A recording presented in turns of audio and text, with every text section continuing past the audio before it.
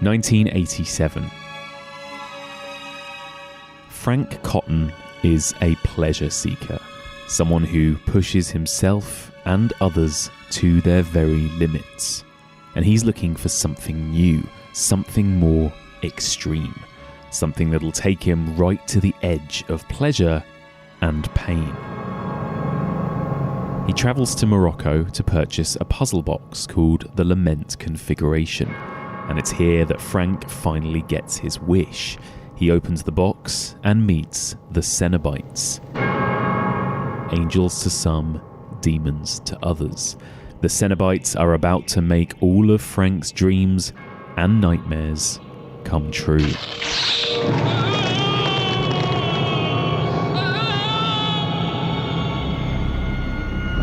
Join me as we continue our journey through the mind and body, and we discuss Clive Barker's Hellraiser.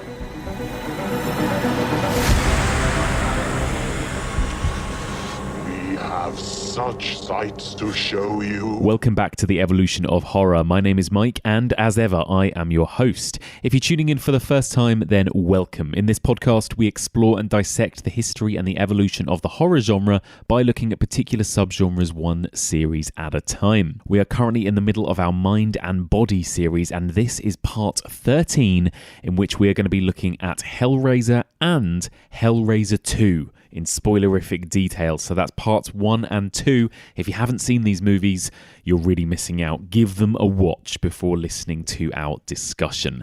Joining me to discuss all things Hellraiser, somebody who I love to get back every single season of this podcast. The first time he was here, it was to discuss the greatest horror film ever made, the Texas Chainsaw Massacre, and since then he's been here to discuss Night of the Living Dead, The Exorcist, and Suspiria, and now he's here to do Hellraiser, so he pretty much covers all of the big hitters when it comes to horror.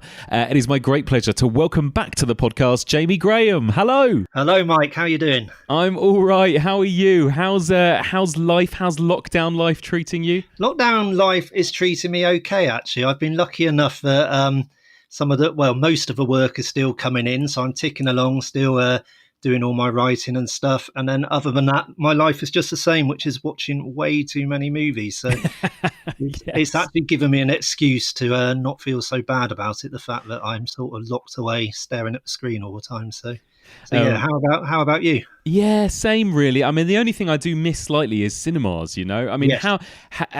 has it... This is what been for you maybe 4, 5, 6 months before, Yeah. like since stepping foot in a cinema? Yeah. When was the last time you went for 6 months without stepping foot in a cinema? Well, never, I don't think. I mean, I remember going to a cinema. My first time I remember, I was 5 years old, and it was Star Wars. So I'm giving away my age here. And since then, I've always been someone who goes with regularity. When I was a child, obviously not like now where I go several times a week, but as a child, I was always, every month a new big film I was in the cinema. So to go 5 months, actually quite fittingly, the last film I saw in a cinema was The Invisible Man, a press screening of The Invisible Man. So at least I ended on a high and a good horror movie to take me out. Absolutely, that was a great one, wasn't it? Yeah. So we've been talking this series all about body horror. We've covered a lot of Cronenberg so far and all of that kind of stuff. Let me ask you first of all, Jamie, what are your thoughts on body horror, on that area of the genre? Are you a fan? I am a fan, actually. I find it greatly disturbing. Just in terms of, I mean, you've probably covered this already on your season, but just the fact that you can't get away from it and it's so real, but it's all to do with sex and disease and contagion and mutations, and we're all trapped in our own bodies. And, it's kind of other elements of horror, be it ghosts, be it monsters, be it vampires. You kind of know it's fantastical and maybe it doesn't scare you quite so much, but we all know that things are going to go wrong with us, that parts are going to stop working and drop off. And I've always been a hypochondriac ever since I was a kid, that the slightest twinge or anything like that, I'm convinced it's a tumour or something's wrong with me. So I've always been very, very aware of it. And so it does kind of quite get to me. If you have a film where there's some horrible thing lurking within you, I definitely feel that. Absolutely. Me too. Me too. There's something so relatable about it, isn't there? That's the Yeah. thing. I mean, the odds are that when we die, it's not going to be from a murderer or a chainsaw killer. It's going to be a disease, isn't it? It's going to be something biological that's going to get us all. So I guess that threat is very real. It really is. I mean, from a personal viewpoint, like, maybe getting a bit too personal, but my father died of cancer when he was sort of early 60s, same with my grandfather. So it's something that's always, with most people, we all know people who have, been lost to various diseases. So it's always been on my mind. Even when I was young, I never felt infallible or invincible like a lot of teenagers do. And now that I'm in my 40s, it's like an ongoing obsession of mine that every time I get out of bed, I'm ready for the heart attack to come or something. So, and it doesn't help that we're, right now we're sat here recording this in a global pandemic, right? I mean, exactly. That's not ideal. No, that's made us also aware of it. Just, I can just be sat in front of a TV now and I do the slightest cough or I've got the slightest tickle of a sore throat. And that's it. I am convinced that, I'll be in the hospital next week and lucky to survive. So. Oh, Jamie, I know. It's all good. I completely agree with you. It's one of the most disturbing sort of subgenres for me as well. So we'll talk about how well this film fits, particularly in the subgenre, but let's get into it. We're going to talk about this incredible film. Well, two incredible films, actually. Yeah. We're going to start with Hellraiser from 1987.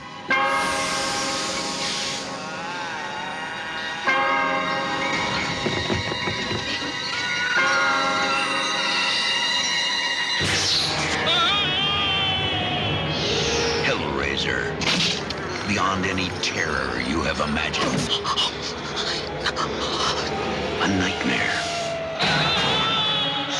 No. Unlike anything you have witnessed, is born. Because within these walls, the unholy is unleashed.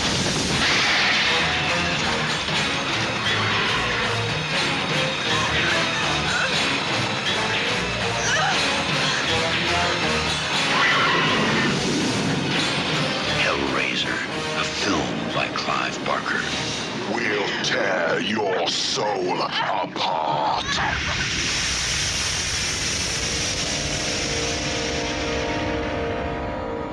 Jamie, give us a little rundown. It's a strange old plot, isn't it? What's the plot of the original Hellraiser? Okay, forgive me now because this plot would probably be very tangled and very waffly because it is a strange old plot, but I'll do my best. Yeah. It is about Larry and Julia, played by Andrew Robinson and Claire Higgins, who are a kind of middle-aged married couple, and they're moving into Larry's old homestead that it's, the family home.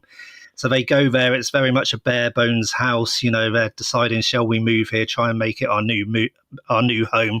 They're moving from Brooklyn. While they're moving in, Larry cuts his hand while moving a mattress up the stairs and the blood drips on the floor. And this brings back his brother, Frank, played by Sean Chapman. And we know because right at the start of the film, we get a glimpse of this, it's like a flashback, that Frank, the younger brother, was very much a seeker of pleasure, that, he always wanted the next thing, the ultimate in pleasure and pain. And he bought a puzzle box in Morocco, which when he solved it, it opened up and let out these demons, which are the Cenobites, as we all know, demons who are kind of angels to some, demons to others, and they give him the ultimate in pleasure and pain. It's kind of BDSM taken to its absolute extreme, and they kill him. But now, obviously, with the blood dripping on the floor, it brings him back, and we suddenly have this skinless, weak version of Frank who is desperate to escape the Cenobites and get back in our world and to survive. And we also know from a flashback he was having an affair with Julia, that she always found him the sort of sexy, passionate younger brother, as opposed to her husband who's a little bit sort of dull and a little bit dreary. So she starts bringing him men for him to feed on, that she sort of seduces men, takes them back to her home, hammers them over the head, and then he feeds on them and he gradually regenerates because he wants to be back in our world. But then the Cenobites learn that he has escaped them and all hell breaks loose. Oh, lovely. Great job. Because I was thinking, how do you summarize this plot? It's really, there's actually a hell of a lot going on in this film, isn't there? Oh. It's crazy, I know. When I was younger, because I discovered this movie, I was of the age, I was 14 or 15 when it came out. And that was just when I was getting into horror. So I was watching The Fly, Near Dark, Angel Heart, Bad Taste, all of those movies from 86, 87. They were my first wave. And I discovered this movie and I loved it just because I thought it was, such gnarly effects and so gross and, very imaginative. And I really, really loved it. It's only now coming back to it because I haven't seen it for many years, and watching it now, you realize just how much there is to it in terms of the themes, in terms of the quality of the acting, the structure. It's very much a domestic drama. It's just like three people in a house, and then you've got this other realm, this sort of interdimensional villains, Cenobites. But it is a drama. It's just three people, and there's so much to hold on to. It's a great bit of writing, really, really strong film. Yeah, so it still holds up for you, does it? Watching it this time around, you're still a fan. Yeah, I mean, watching it this time around, I don't think, when I was younger, I owned it on VHS and I watched it again and again. So it's a movie I knew pretty well. But I hadn't seen it, I don't think, before this podcast for about 20 years. Wow. And yeah, it's a long old time. And watching it again, I still loved the effects, and I still found, various sort of transformations and body effects absolutely incredible. But the thing that really struck me this time was the quality of the acting and the drama and the structure of it. It's such a strong piece of writing. Claire Higgins, who plays Julia, she's a very respected actress. She went on later in her career to win 3 Olivier Awards. She turned down this role twice before she took it because she didn't like horror films, and she is just magnificent in it. She's one of the great, great horror characters, I think, a sort of villainess. And then you've got Andy Robinson playing her husband, and he, of course, was Scorpio in Dirty Harry. So that's pretty much screen royalty there as well. No, I agree with you, actually. Julia, I mean, we'll get to this probably in a bit, but to me, Julia is Hellraiser, like this film, in a way, and I think that's what's really interesting about it. I saw it quite late on. I saw it in my sort of late teens, early 20s, and Right. that would have been at some point around maybe 2006, 2007. Yeah. So a long time after it came out. And I always knew Hellraiser as this big franchise that had pinheads and had all of those demons, and I think I always thought of it as a kind of slasher franchise in the vein of Elm Street or whatever, or Chucky, like one of those big 80s franchises. And I was totally blown away when I first saw Hellraiser, and I was so surprised at what the original Hellraiser actually is. Like we said, really Pinhead is on screen for about 10 minutes, isn't he? And this is much more a story of these 3 people in this house with these really interesting, meaty themes and sort of dynamics going on between these characters. I love it. It's probably now one of my all-time favorite. It would probably be in my all-time top 20, if not top 10 horror films. The performances, the characters, the themes, there's a hell of a lot going on here. What's interesting, and we'll probably go on to this later, is that Clive Barker, when he wrote this, and it's based on his own novella, The Hellbound Heart, which is great, Clive Barker always saw Julia as a monster. When he wrote The Hellbound Heart, and then when he turned it into this movie, Hellraiser, she was a monster, even more so in Hellbound, the sequel, where she becomes an evil queen. And when they knew this was going to be a franchise, they thought, right, Julia would be our Freddy Krueger, she'd be our Michael Myers. But of course, it then turned out that it was Pinhead for various reasons that we'll probably go into later. It's really interesting that, because I kind of think, wouldn't that have been brilliant had it been this woman, played by this brilliant, esteemed actress to have been this franchise monster? That could have been really interesting in a way. Yeah, it could have been, and it would have been very original, because all of those monsters of the 80s, which is probably why you thought it was a slasher movie, because we know Michael, we know Jason, we know Freddy, and Pinhead was put on a pedestal with those guys. And it is all guys, so it would have been really interesting to have a franchise that followed a female antagonist all through it.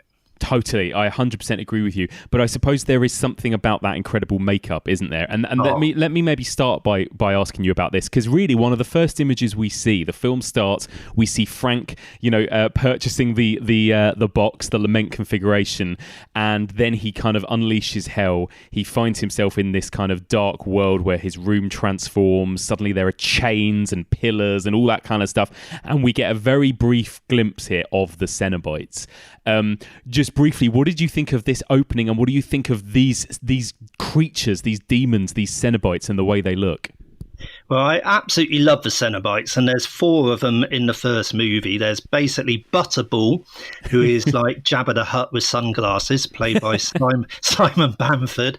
There's Chatterer, played by Nicholas Vince, who is just this horrible pinned open mouth and chattering teeth. And quite bizarrely, just to get in a little anecdote, Glasgow Fright Fest in March, which was just before the pandemic hit, Yes. I had my seat for Fright Fest, and Nicholas Vince, who is a chatterer, was the seat next to me for the whole of Fright Fest. And no way. yeah, and he's a most lovely, talkative, gorgeous man, very sweet, very sort of classical and very cultured. And yeah, it's very bizarre to think that this is a man under all that makeup to be this horrendous chatterer. But then there's also the female Cenobite, as she's credited, played by Grace Kirby, who has her neck pinned open in this kind of vaginal wound. There's a lot of sexual imagery in these films, which again we'll probably talk about later. And she's got a kind of almost like a coat hanger type contraption through her cheeks, and she's horrible to look at, and she's great in the film. But very much the star of the show is the lead Cenobite, and he was not called Pinhead in the first one. He was just credited as lead Cenobite. That should be a quiz question. People always say, oh, who was the monster or who was the killer in the first Friday the 13th episode? And everyone obviously goes, oh, Jason Voorhees. And it's like, no, it was Mrs. Voorhees. And they should do that with this one, because Pinhead isn't, he's not credited as Pinhead. He's not the main villain in the first one. It's Julia. He's just the lead Cenobite. And he's played by Doug Bradley, who was an old mate from school of Clive Barker's. Clive offered him 2 roles. He said, you can either play the removal man, helping to get the mattress up the stairs, or you can be one of my villains. You can be the lead Cenobite. And he said, I'll be the Cenobite, I'll go under this makeup, I'll do this thing.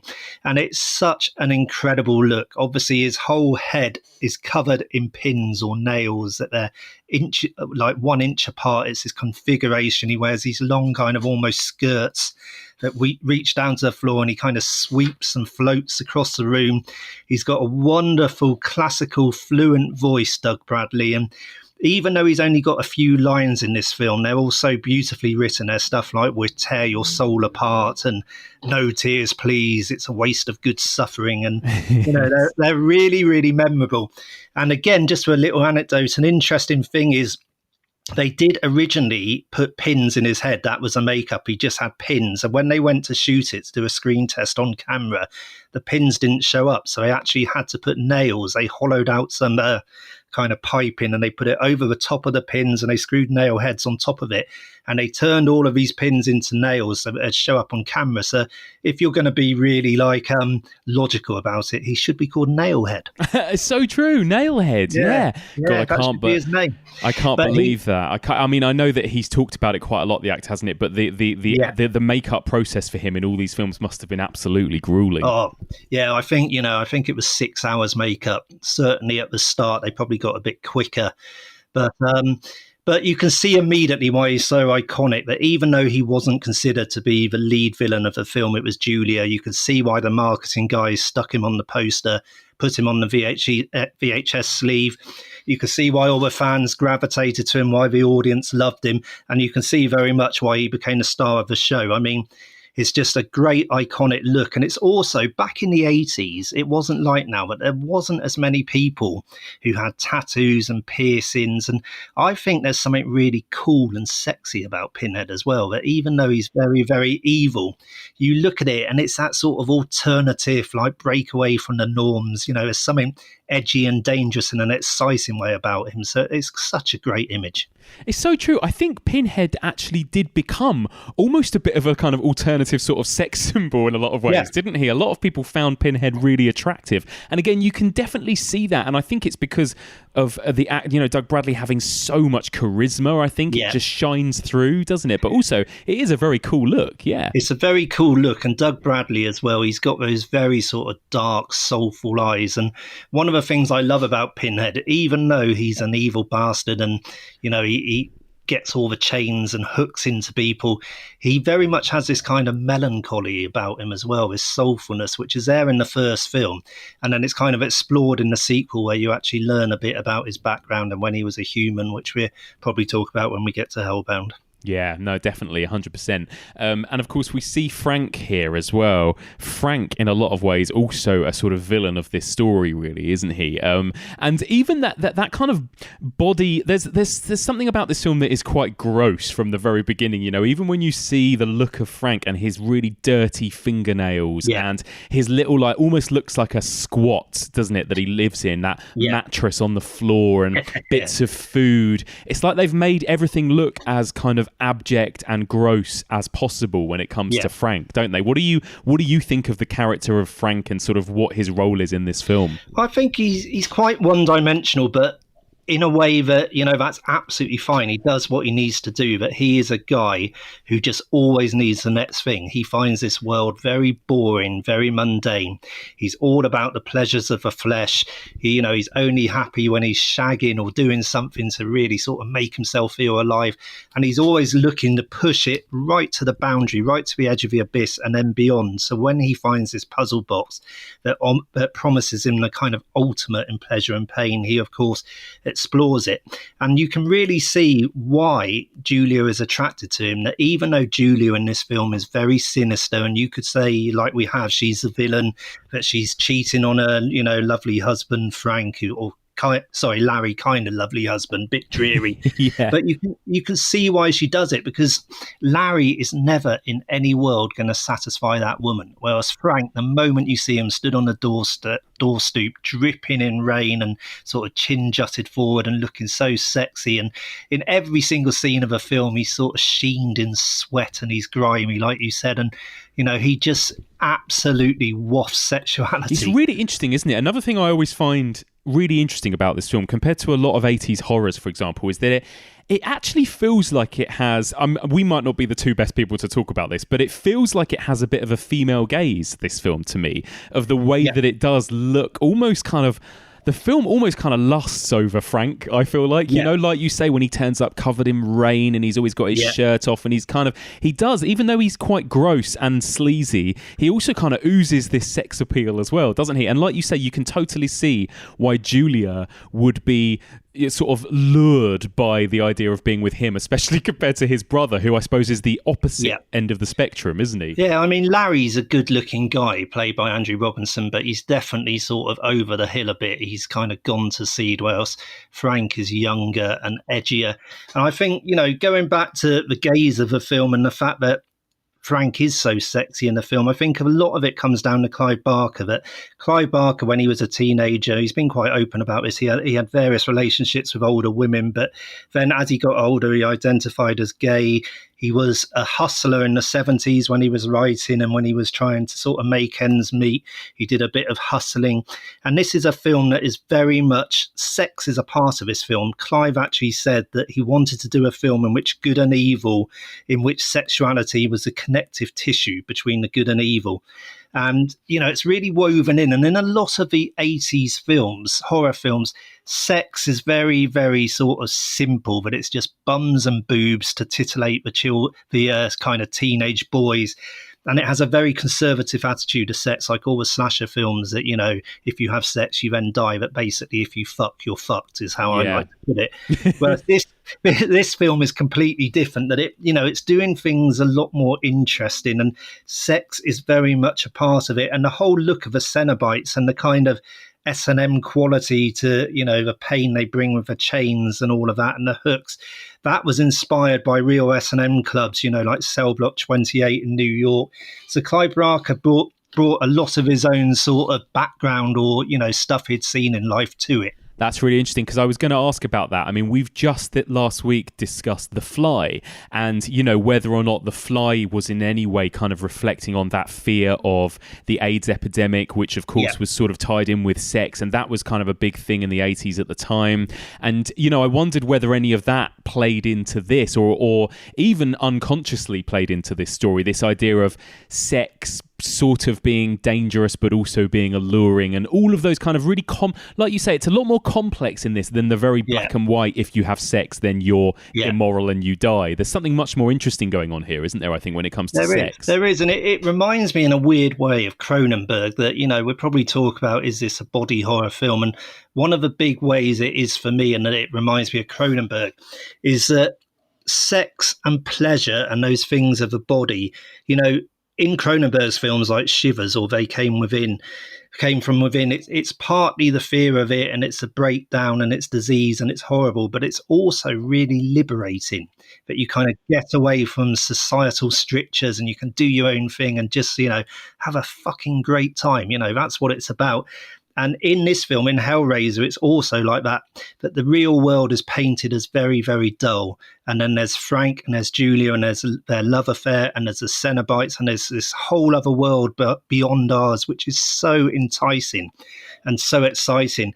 And it's about, transforming, and it's about just kind of being liberated in a way. Yeah, that's so true. And I think, that is something, there is that kind of sense, again, something we've talked about this series when we talked about David Lynch, even with things like Blue Velvet, this idea of repression in sort of, modern day middle class society, which of course Julia and Larry really belong to, and their kind of, or at least Julia's kind of desires that are kind of squashed or hidden deep within her that are allowed to kind of come out, I suppose, in scenes like this. And we get that kind of almost instantly, don't we? We've met Julia for about 5 minutes before she walks upstairs to that bedroom. She finds that room that belonged to Frank with the Polaroid pictures and, sexy stuff there. And we start to kind of already, don't we, learn a little bit about this character of Julia at that point. Yeah, we immediately see the way that Claire Higgins plays it. We see in her eyes that that she's not happy with her husband. She's not happy with this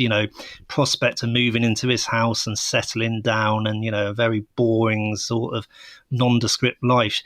And when she just looks at those pictures of Frank in various sexual shenanigans, there's a light in her eyes and there's an excitement. And then through various flashbacks, we then learn that she was having an affair with Frank. And, we see various sex scenes. And apparently the way they originally shot it, the sex scenes were going to be a lot more kind of not gratuitous, but it was going to be a lot more explicit is the word I was looking for. And then that was kind of quashed by the censors, who decided that 2 thrusts of Frank's buttocks were fine, but if there was a third thrust, then that would be too graphic and, it crossed the boundary. So they sort of cut down the sex scene and stuff like that. But in all of his literature, Clive Barker has always been about flesh. He's always been about blood. He's always been about sex and excitement. And it's quite weird that he's so concerned with the body when he's also so imaginative. But when I think of Clive Barker, I think of things like Weave World and Cabal, which he turned into Nightbreed, and The Great and Secret Show. He had such a vast imagination that he just took you to these worlds you couldn't even comprehend that, anyone could be thinking such things. And yet at the same time, he was very concerned with what is within us and the basic urges of humans. It's such a clever balance, isn't it, I think, when it comes to that. I think that's very important, that you can go as outrageously fantastical and over the top and otherworldly as you like, but also having that root in something that is very real within us, I think is very important to horror and storytelling. And of course, Candyman also was his story, right? Clive Barker's. And again, look at that villain and the kind of sex appeal that he oozes as well. There's definitely something there in some of his monsters and his villains, isn't there? It's very interesting. There is, although Candyman was actually based on his short story, The Forbidden, which is in the Books of Blood, and he's very different in that short story, that he's this kind of misshapen ghoul. And it was in the film Candyman that they then cast Tony Todd. Tony Todd, of course. They cast Tony Todd, and he kind of, that tall, strapping and very sexual man, and he kind of brought that to it. I think that maybe it wasn't there in his original story, but like you said, Barker, I mean, it is there in most of his tales, that it's always there on the surface. Really interesting. And while we're on Barker, let me ask you about what do you think of him? Does he do a good job as a director in this film, just in terms of directing this story and bringing it to the screen? I think he does a perfectly decent job, that he's kind of not ostentatious. You don't look at it and see the technical exuberance of a young Sam Raimi or an Argento. He doesn't have that sort of control of a Kubrick with The Shining or Ari Aster with Hereditary. You don't sort of look at his direction and think he's a master. But at the same time, he just sort of gets out the way of it in a way that it's not ostentatious. He just this is very much a film about the ideas, about the acting, and about the effects. And he just sort of films it almost quite plainly in a way, but that's what you want, because there's enough going on in this film that if you had a camera hurling around or any sort of, show off bits, it would just get in the way. Yeah, I totally agree with you, actually. It's almost a sort of direction that you don't notice consciously, but I think that can actually be a really good thing a lot of the time, it can can't be great. it? Yeah. Yeah. I mean, you go back to, people like Howard Hawks, obviously, just eye level cameras and stuff like that, or Ozu, you don't have to be cinematic. You don't have to hurl a camera around or have big set pieces or anything like that. There's many different ways to go about the job. So Julia, then, let me ask you a little bit more about Julia. What a fascinating character she is. And she's got that very much kind of like 80s feminist look, hasn't she? Sort of shoulder pads and the makeup and the big hair. She's this fierce woman. And obviously she does play this kind of villain-esque role. But it's a very difficult thing, isn't it? I mean, who would you say is the real baddie of Hellraiser? Is it her? Is it Frank? Is it the Cenobites? Who is the villain of Hellraiser? That is a very, very good question, because I think it's all of them. But, it really is all of them. I don't think there's one standout, but I'd say, maybe it's sort of Julia's film in some ways, that she is the wicked stepmother. And you kind of see as well that when she starts having to lure men to the pad to kind of feed Frank and let him regenerate, you see the excitement. At first there's a revulsion there, that she's taking them up to this room and she's having to hammer them and kind of leave them for dead for Frank to scuttle out of his corner and kind of feast on them. But she very soon is quite excited by it. And, you really see her, she's swinging the hammer. Again, Claire Higgins, just fantastic. It's just all in the eyes. But she's kind of getting turned on by it. Yes. You're so true. You're so right. She's such an interesting character, isn't she? Because I kind of like her, and there are moments when I almost empathise with her. We're very much aligned with her, aren't we? And I find in that kind of almost Hitchcockian way that I want her to get away with these murders. There are these moments of suspense where Larry or Kirsty are about to walk up the stairs and maybe discover a body or maybe discover Frank, and she has to kind of keep it hidden away. And you find yourself almost rooting for Julia in a strange way, because like you say, this is so much her film. I think it's her story. Well, she's so magnetic as well that you almost root for her, even if she is bad in this, even if she is sinister, sometimes it's fun to root for the bad guy, and in this she's got that, but she's just mesmerizing. You cannot take your eyes off her. Another thing I do love about this, and you mentioned that she's this wicked stepmother, and I think also this is something that I think Clive Barker has done quite cleverly in his direction. There is something almost fairy tale-esque about this story, isn't there? And even the house, the way that she's at the very top of the tower, sort of looking down all the time, and there is something of this, isn't there, as well, that in some ways could feel like a very classic, simple fairy tale, just a bit of a fucked up one. Yeah, I mean, Clive Barker, in many ways, he reminds me a bit of Guillermo del Toro. But Clive Barker, I mean, he's a great illustrator, painter. He's always like doing little doodles in his books. It's incredible imagination. He loves his monsters. He loves creating things, DIY creations. And, he's very much from that vein that Del Toro is. And like Del Toro, the fantasy element and the dark fantasy and the fairy tale is kind of the heart and soul of his work. Let me ask you, while we're talking about characters, about Kirsty as well. I suppose in some ways the most innocent character of the film. I believe, I've not read the book, but I believe she's a much bigger role in the film than she is in the original book. And I just wondered what you think of Kirsty and her kind of role within this story as well. Yeah, I mean, it's a long time since I've read Hellbound Heart. I read it. I'm not sure if I read it before I saw the film as a teen or directly after, because it came out round about then in Night Visions. It was originally in the Night Visions collection, and they released it as its own entity after the film was a success. But I believe that in the book, Kirsty is not Larry's daughter. That's right. Yes, that's right. That's what I read. Yeah. I think she's like a friend who sort of quite fancies him or, secretly loves him, something like that. So it's a different dynamic. But here in the film, and when I did my long convoluted kind of this is a plot earlier in this my plot synopsis earlier in this podcast, I didn't mention Kirsty at all. But Kirsty is the daughter of Larry. She does not like Julia at all. That she does feel Julia is a wicked stepmother. She doesn't trust her, and her job in this film is she knows something strange is going on, and she doesn't trust Julia. She kind of thinks that maybe Julia's cheating on her dad or something like that. So she starts sort of spying on the house a bit, hanging around. She sees Julia taking men into the house, stuff like this. And then the more she learns about it, then she comes to the forefront. She's almost a heroine in some ways, that she is trying to protect her dad, and then she's fighting the Cenobites at the end and all of that. So she's kind of the good person we cling to in this film, who's driving the plot forward in a way. Yeah, and of course we'll get to this part 2, but she's a major part in part 2. So she's almost she's the sort of backdoor hero of this film, isn't she? She kind of emerges as the heroine, as the final girl at the end. And I read that. I think that was part of, making her a teenager and making her that almost final girl type figure, I think is part of, I guess cashing in on that 80s movie trend, sure. I think, she even looks quite a lot like Heather Langenkamp, I think, or somebody like that, doesn't she? She really reminds me of Heather out of all of the 80s heroines, like Heather in the first Elm Street film. And she looks like her. And also, I think Ashley Lawrence, the actress who played Kirsty in this, it was her first role. She's kind of, born and bred in LA. And I think she does the job, that she's perfectly fine in this film and she does what she has to do.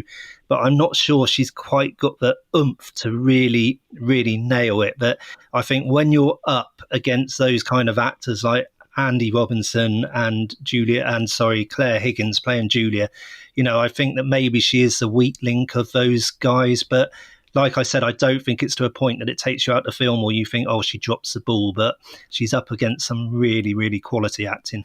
Yeah, I agree with you. It's almost like if you take her and her performance, it's like they belong in more of a teen slasher film, right? Even her acting style offset against these other actors. And it's a really interesting kind of transatlantic mix, isn't it? We've got British actors, we've got British accents, we've got Americans. Yeah. It's, I think, filmed in England, isn't that right? Yes. But it's a weird sort of mix in that way, actually, and different acting styles. It was filmed locations in London and in Cricklewood Studios, and it is kind of a British production, and Clive Barker, obviously grew up in Liverpool, but it's financed, it's New World Pictures, so that's where the American side came in. They put up the budget, which was 900,000 originally, and they were the ones who insisted they wanted an American in it, so they wanted Andrew Robinson cast as Larry, because they were kind of looking after their interests on their side of a pond. So it is an interesting mix, definitely. It is really interesting, and very much Julia feels like that American, almost high school final girl character, doesn't she? No, sorry, not Julia, Kirsty. Kirsty just kind of popped in there. It's a really, really good point. It does feel like maybe New World looked at it and said, right, we've got this incredibly original, strange, fucked up new horror movie on our hands, but we want to make sure it's a success. So can we just please get in a bit of a typical 80s final girl slasher movie element? Because she does feel like she's wandered in from one of those movies. Exactly.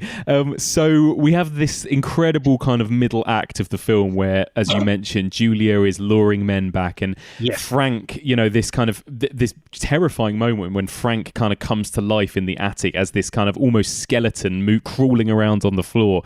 And then this kind of procedure where he starts to rebuild himself based on other people's bodies. I guess this is where the real body horror comes in, doesn't it? Yeah. What do you think of this kind of element of the film, of the practical effects and all of that stuff? I think the rebirth of Frank, which is sort of a big central set piece, is one of the great, great horror sequences, certainly effect sequence of 80s horror, that for me, there's three of them. I would put it in the top three. There's a transformation scene in American Werewolf in London. Yeah. There's a couple in The Thing, John Carpenter's The Thing. There's a one at the start where the dog, kind of all the tendrils whip out, and you first see, what's within it. And then there's obviously the scene with, the arms being bitten off by the chest cavity, and then the head stretching down onto the floor, turning into spider, and all of that.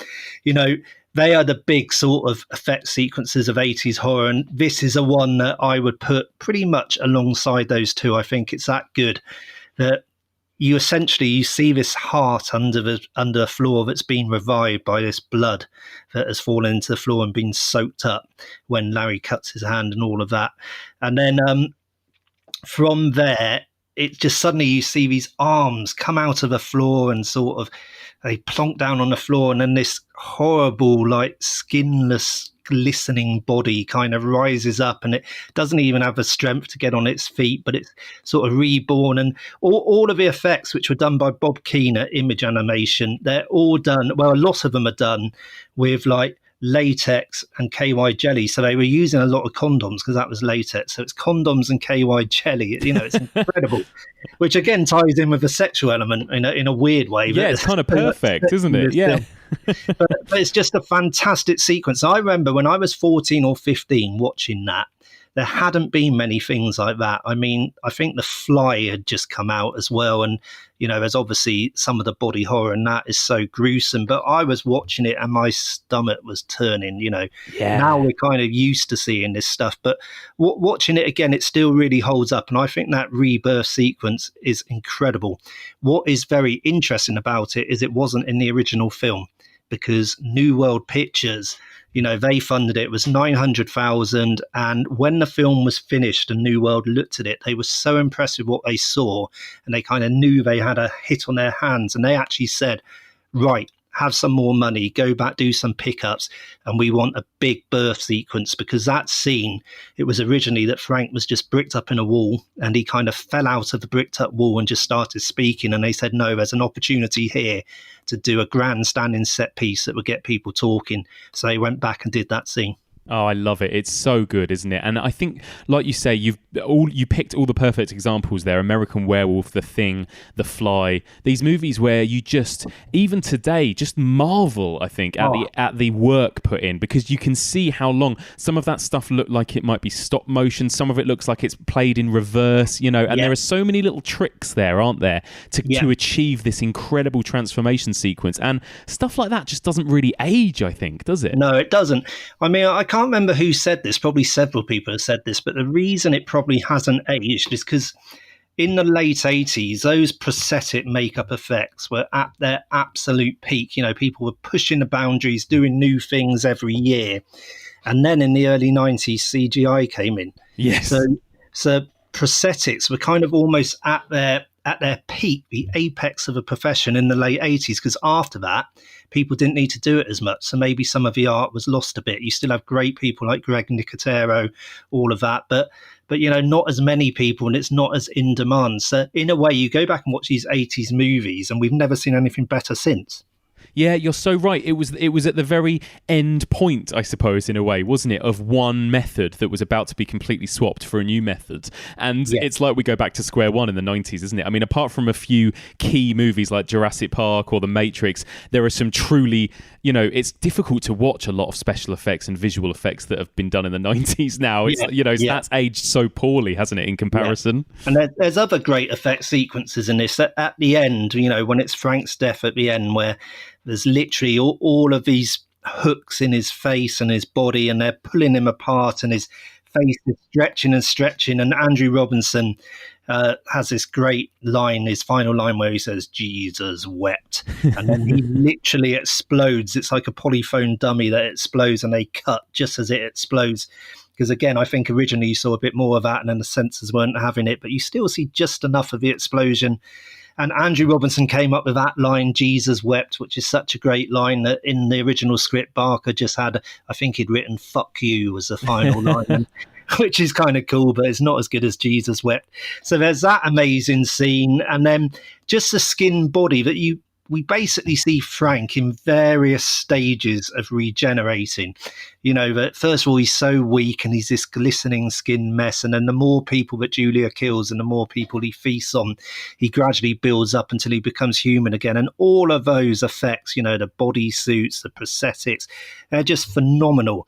And it's very interesting that Clive Barker and Bob Keane at Image Animation, who did these effects, they actually, before the film started, they went and watched an autopsy because they really wanted to know what was going on. And they saw a cadaver be skinned in real life. They actually sat there and watched it. And Bob Keane virtually vomited on the floor. He couldn't take it. It was just horrendous. And Clive Barker just sat there, you know, happy as a lamb, and just said, "Oh, it looks like he's covered in bacon," and just it didn't bother him at all. But it does. It has a real, it's almost like Tom Savini with his effects, that you knew he was in Vietnam and he kind of knew what entrails look like, and stumps and limbs, and all of Yeah. this horrible stuff. And you kind of get a sense with this that when you're watching this film, even now, it kind of feels horribly real, that if we skinned someone, that's exactly what they would look like. That is exactly it, isn't it? And I think that's where it fits so well into that Cronenbergian body horror element too, that it really feels like there's an almost a sort of scientific realism behind it. When you see those muscles and that skinless body, it's so striking, isn't it? And of course, we'll talk about this with Julia in the second one as well, but it's such a great look, and it just really pops off the screen as well, more than anything, just in a very superficial way. It's a fantastic look, and also has a bit of humour to it as well. There's a wonderful moment as Frank begins to come back, and he's still this sort of skinless man, but his nerves are beginning to tingle again, and he's beginning to feel again. And he just has a cigarette, and he's drawing on this cigarette, and you just got this fleshy red face with a cigarette in the mouth, and he's drawing on it, and he's like, that tastes so good. And then in the second one, in Hellbound, you've got skinless Julia, and she sips at a glass of wine, and again, it is just so funny to kind of see them having a cigarette or a glass of wine when it's this horrible ghoulish creation. It's so good, isn't it? It's so good. So you would kind of classify, I mean, we touched upon this briefly earlier, but you would kind of classify this alongside the likes of Cronenberg as a classic kind of 80s body horror, would you? Well, I would, in terms of all of those effects and all of the skinless things. They're very, very concerned with the body. Where they're interested in a bit different is a lot of body horror is about the body deteriorating, the disease takes over and bits begin to drop off and all of that. And this almost goes the other way, that it's about rebuilding, about regenerating. But it is obsessed with the body. It's giving us all of these gory images that we will never forget, that just stamp on the brain. And where, like I said earlier, where it reminds me of Cronenberg is that whole thing, that the obsession with pleasure and sort of that liberating quality that, maybe there's nothing wrong, that we live in this society where it's always been, sex is bad, and, as a teenager, don't be promiscuous and all of this. It's kind of religion telling us, you'll go to hell and all of that.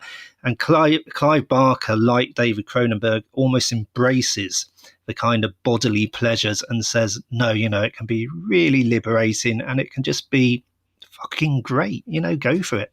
Yeah, it's almost like this kind of call to arms for horror fans and any kind of alternative kind of cultures, I suppose, and countercultures, like you say, the look of these characters, the kind of BDSM look, the leather, whether it's body art, tattoos, and also this idea of, conservatives saying if you have sex, you'll go to hell. In some ways, this film is kind of going, well, hell also can be quite fun. Give hell a try, kind of thing. Exactly.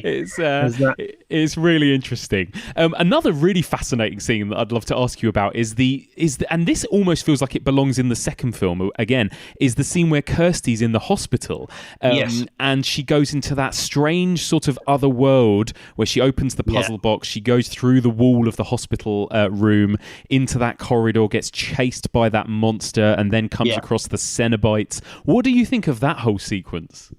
Well, I think that sequence doesn't massively stand up. Yes. I think even at the time, I remember seeing it when the movie first came out on VHS, and at the time I thought that was a bit ropey, and especially now it's a bit ropey. But I think you have to take into account, the budget, that these guys were working fast. They didn't have a lot of money.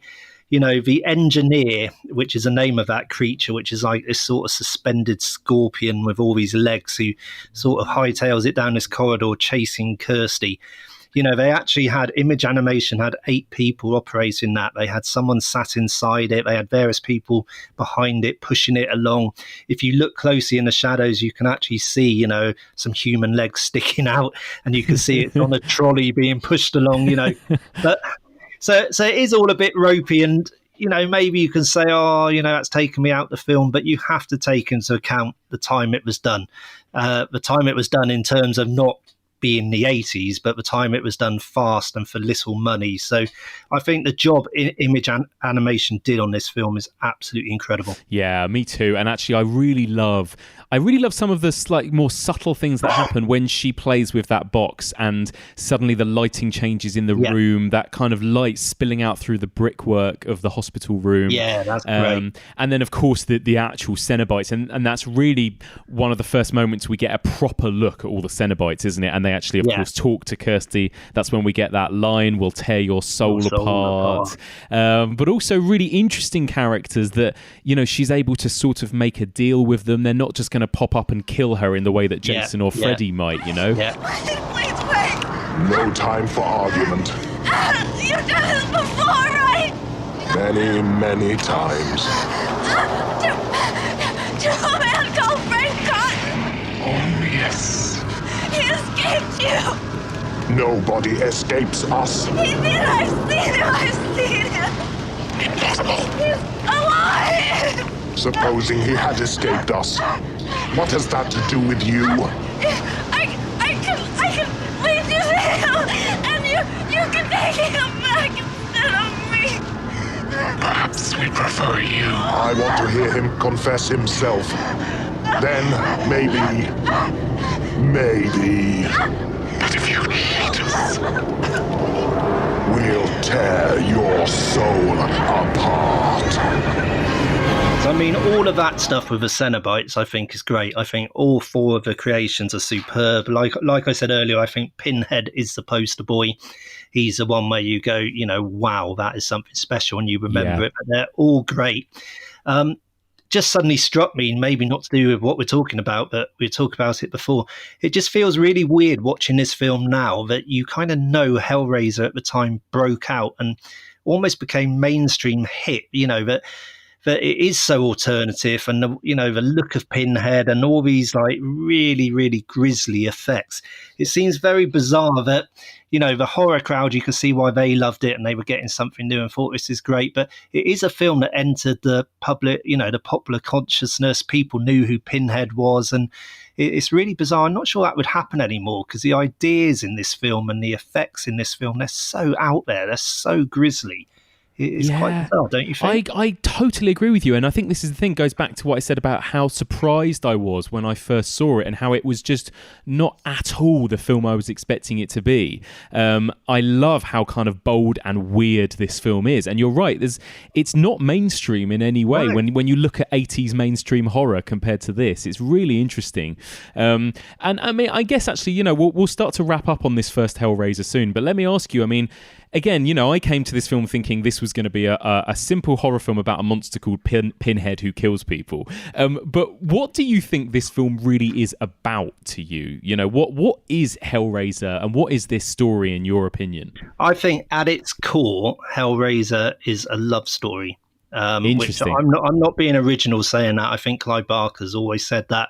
It's a love story, but it's not a love story. We think of love stories as some nice Hollywood romantic comedy, 3-act structure, and they're going to dance off into a sunset at the end. It's a really fucked up, dark love story. It's about an obsessive love between Frank and Julia, a psychotic love. And it is about a pursuit of pleasure. It's about, what can we do? What can we do to take ourselves to the extremes and kind of escape the mundanity of this world? I think it's a very sort of enticing, thrilling film in some ways. Me too. I 100% agree. Do you find this film, or did you ever find this film scary or frightening in the kind of traditional horror way? The only scenes I found scary or suspenseful is when Julia is taking the men back and taking them up to the room for Frank to kill, because you go into this dark room and you kind of know Frank is in there somewhere hiding in the shadows, and he's going to pounce out and get these men. So it's got that element of suspense of when he's going to strike, and Julia's got the hammer. So that definitely sends a shiver down my spine. But on the whole, no, I think this is a film that is more kind of disturbing and thrilling rather than frightening in that way that, your heart stops and the hackles of your hair rise and all of that, So yes and no is my answer to that. But I love one it. thing I will say, Mike, about in terms of it being scary and that those scenes in that room, Frank's room, what always strikes me as weird is that room at the top of the house is so grim. You know, Yes. you go in that room and the wallpaper is just peeling, and and after a couple of kills, it's spattered in blood as well. They don't seem to clean it up. There's loads of squeaking rats. All the windows are covered in grime. There's hardly any sunlight coming in. And it just strikes me so weird that these guys, they go back and she leads them into this room and they don't just turn around and bloody well get out of there. It's like, I know. who would go into that room? I think the first guy actually says, what's this? And she says, oh, why do we need a bed? Let's do it on the floor. And he's like, oh, okay. I think maybe it just shows how bloody bad men are, that they'll risk anything for a fuck, basically. It's just Yeah, awful. that's so true. I do actually think there's an element of that to this film, isn't there? When you look at the assortment of men on display in this film, I think that's true. But you're right. I think you could almost smell this film. It's something we talked about with Texas Chainsaw, isn't it? But you must think that room must absolutely stink. And yeah, you're right. The rat. I mean, that's another bit that I find really gross when Frank kind of cuts open the rat while Julia and Larry are having sex with each other. Yeah. Again, just that mixing of sex and death constantly throughout this film is so interesting, isn't it? But yeah, it is gross. And the men in this film, the men that she lures back and kills, they're not nice guys either. No. Like, the first guy is very, when he begins to think that she's not going to sort of deliver on her promise, to put it that way, he gets very sexually aggressive and nasty, and you kind of almost want him to get the hammer to the head. And then the second guy, I don't think he even says anything, but he walks in the door and he's such a cocky little shit, the way he's kind of just strutting up the corridor. So it's like, yeah, hammer him, get on with it. Yeah, I know. It's so funny. And, this reminds me of a couple of films we're talking about elsewhere in the series. We've already talked about Andrei Zulawski's Possession and this idea of Isabella Gianni kind of bringing men back to that flat for that monster to kind of devour. And there is also an element later on down the line we're going to be talking about Under the Skin, and Scarlett Johansson again luring men into that kind of strange dilapidated old house, and again those men who are basically just cocks with legs, aren't they? Yeah, it's like, they are. There is definitely a kind of through line there with some of those films. It's really interesting. Yeah, I think there's a lot of young men like that. And actually, even Larry, I mean, Larry for the most part is harmless, but there is that interesting scene where Julia can't have sex with him and she gets upset. And even then, even Larry has a kind of slight passive-aggressive kind of nastiness about him, doesn't he, at that scene? It's really interesting. Yeah, there is. That scene, you're spot on that, she decides she's sort of, saying, oh, yeah, let's have sex, and they're beginning to kiss and that, and then she backs out. And he, like you said, there's definitely a sort of nastiness there, a sort of hidden aggression. And there's also a scene in the film where they're having a dinner party, with friends, and Julia gets up quite early from the dinner party and says, oh, I got to go to bed, I've got a headache or something like that. And again, his reaction in that scene, even though he doesn't really say anything, he is not very supportive. He just sort of, he looks annoyed, as if like, oh God, she's at it again. And then he just carries on like holding court at the table, loving the fact that everyone's listening to his stories.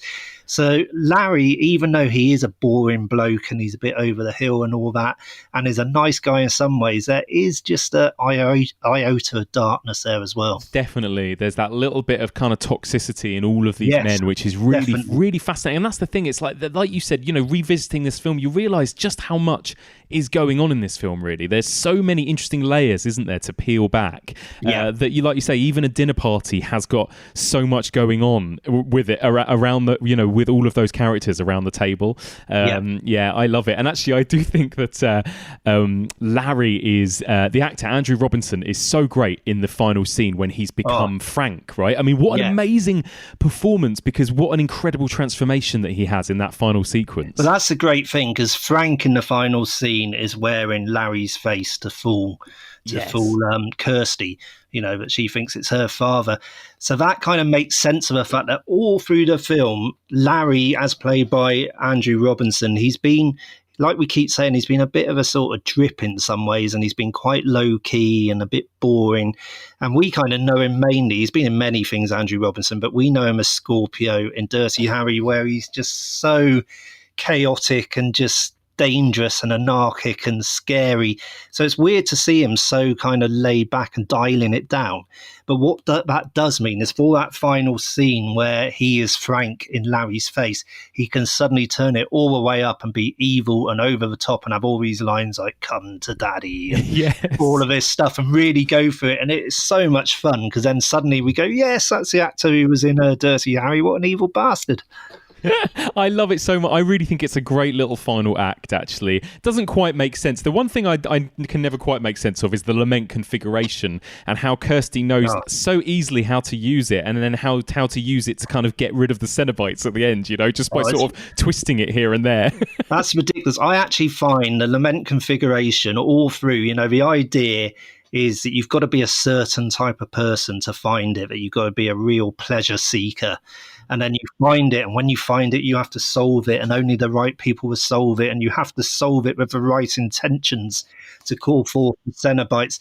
And it's nonsense because every single person who gets their hand on that box, all they do is they brush their thumb over the top of it, press the little thing in the middle, and it opens up, and there's a Cenobite. It's like, honestly, you could give it to a 4-year-old, 4-year-olds who have worked out iPhones, they'd work out this thing in about 2 seconds.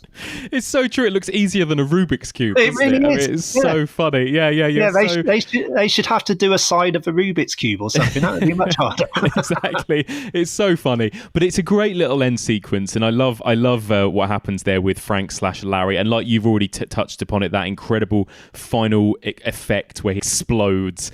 Yes. And then we have that really odd sort of moment at the very end with the homeless guy who we had already seen previously. We haven't mentioned him, have we? But we've seen him previously in the pet shop eating the bugs. And then this final moment when he suddenly transforms into this kind of demon thing, this winged demon, and flies away. What do you think of that? I think it's mad. I quite enjoy it. I mean, I like the fact that it makes sense of this derelict guy. I think his credit is a derelict man or something. Right. Yeah. And we've seen him 2 or 3 times throughout the film, this sort of bearded homeless guy. And he's almost stalking Kirsty. She keeps sort of seeing him at places and thinking, oh, who's this weirdo? And she's a bit scared of him. And then if nothing had happened, you just think, well, what was that about? But he does at the end, when she throws the lament configuration into a fire, he suddenly comes forth and he thrusts his hand into the fire, takes the box, and he turns into, I always thought it was a pterodactyl, a weird pterodactyl when I was younger. This pterodactyl, but apparently it's a dragon, according to the documentary I watched, Leviathan. They call it a dragon. But anyway, he's some sort of demon and he flies off with a box. And again, this is an example of the effects don't really stand up. To be fair to Image Animation, I think they had to do it in 4 days, that they were literally filming that scene. And Clive Barker suddenly said, oh, wouldn't it be cool if he turned into a dragon and flew away? And they were like, oh, that's great, Clive, but we're filming it. What are we going to do? And then they went away and had to knock something up very cheaply and very quickly. And I think that kind of shows. But even though the effects are a little bit ropey and that, the idea behind it and this sort of twist ending and setting it up for a sequel, I think all of that works and I kind of like it. Me too. I think that, like you said, you can forgive it for a few ropey bits here and there because I think it's so interesting and so bursting with ideas, isn't it? This film from beginning to end. That everything is kind of a joy to watch in that regard. I think because you're right. Definitely. It's like, where did this dragon come from? It's like the weird scorpion monster in the hospital. You just think they, it really zips along this film, doesn't it? There's so much going on. Every scene, there's something happening. Yeah, it does really zip along. I mean, that's one of the things that struck me watching it again now, that it's just a cracking film, that the pace of it, you just sit down and before you know it's over. It's such a blast of entertainment. So there we go. Anything else you want to mention, Jamie? Anything else we've missed before we move on to Hellraiser 2? The only thing I want to mention is that when it came out, the reviews were mixed, both, even the horror titles, it got some mixed reviews, and then over the years it obviously is now considered an absolute classic. But one thing I will say, if you've never seen it, I mean, I think on the Arrow box set of Hellraisers 1 to 3, there's a fantastic documentary called Leviathan, the Story of Hellraiser, and then there's Leviathan, the Story of Hellbound, and between them they're about 4 hours long. It's very, very in depth, and you should watch that and just watch Barry Norman's review of this film. I've got to say this because I remember watching that review at the time, because I started watching Barry Norman around about 84, 85, and I love Barry Norman. I look forward every week to his BBC Film show.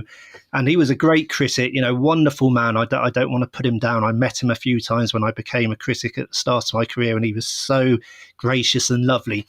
But the thing that always bugged me about Barry is he hated horror movies. He really, really did. So every week I'd tune in and I'd wait for him to review the new Elm Street film or The Fly or whatever. And whenever they came round, he just, lambasted them. He hated them.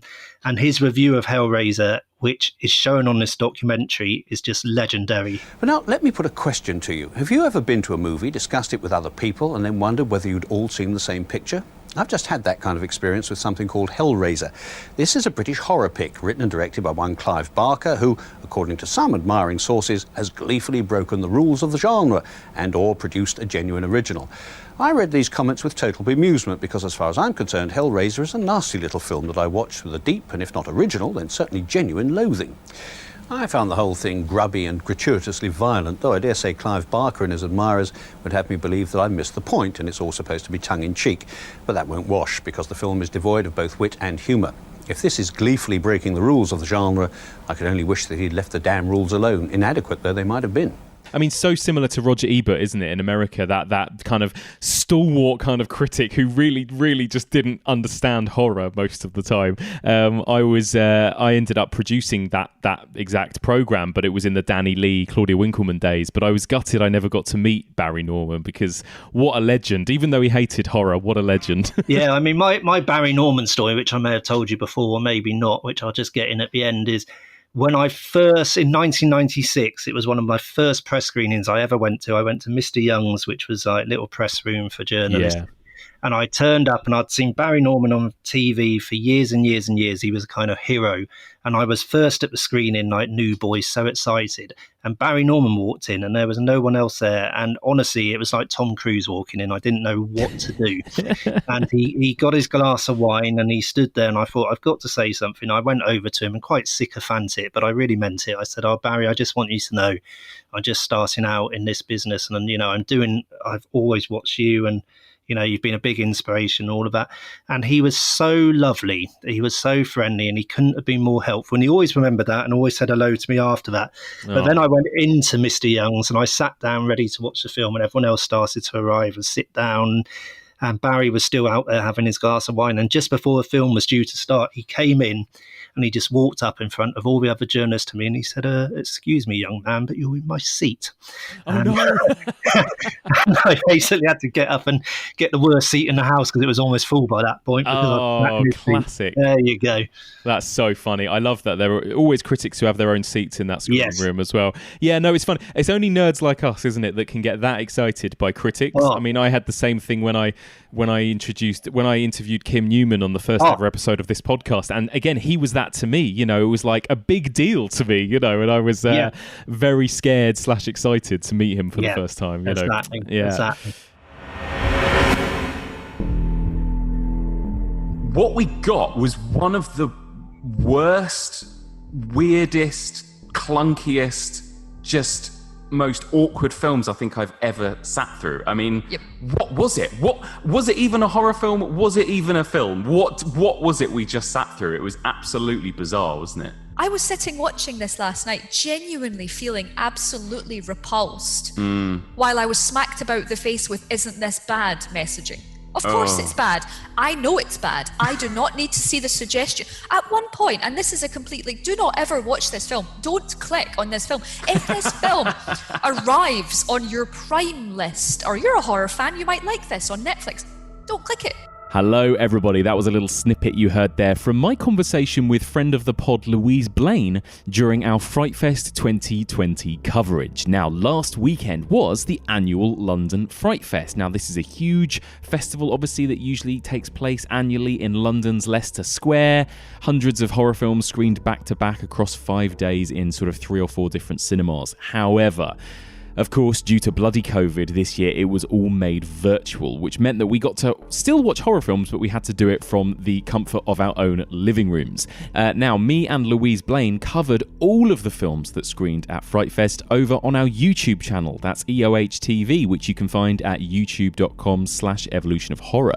We brought you daily roundups every single day in which we reviewed and discussed all of the films we had seen the previous day. And my God, was it a mix. I mean, some of the films were brilliant, some of the sort of most interesting horror films I've seen this year, and some of them, I mean, one in particular, I'm not kidding, was possibly the worst film I have ever seen. So if you want to hear what film that is, and if you want to hear me and Louise both praise and tear to shreds certain movies from Fright Fest 2020, then you can. Just head on over to youtube.com/evolution of horror. You'll find a Fright Fest 2020 playlist in which all of the videos are there for your enjoyment. Now, for Patreon subscribers, we have also made available an audio-only version. So if you're a patron, you can listen to all of the videos back to back, but as an audio podcast. So for any patrons of $5 or upwards, they will have access to that right now. And if you want to sign up to our Patreon, then head on over to patreon.com/evolution of horror. That's patreon.com/evolution of horror. Okay, let's return to our Hellraiser coverage, as now me and Jamie are going to move on to the sequel, a spoilerific discussion of Hellbound, Hellraiser 2.